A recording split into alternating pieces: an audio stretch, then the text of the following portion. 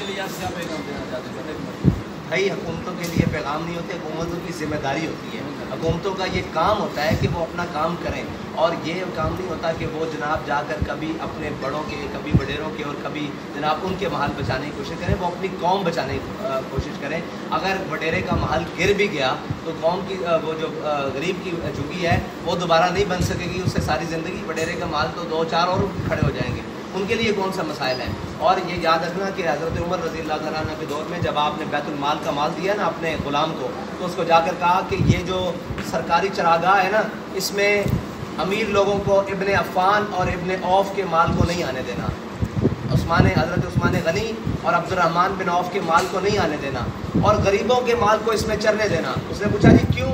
आपने फरमाया इब्ने अफ़ान और इब्ने औफ़ के पास इतना माल है कि अगर उनके जानवरों को चारा ना मिला तो वो ख़रीद कर डाल सकेंगे, लेकिन अगर गरीब के पास जो 10 गाय हैं, 5 बकरियां हैं, वो मर गई तो उमर उसको पूरा नहीं कर सकता। ये है हुकूमत का और ये है सिस्टम। इनको क्या खबर, ये तो हमेशा अपने इक़्तिदार और अपने जनाब उसकी जंग। आप अभी भी देखें उनके कान पे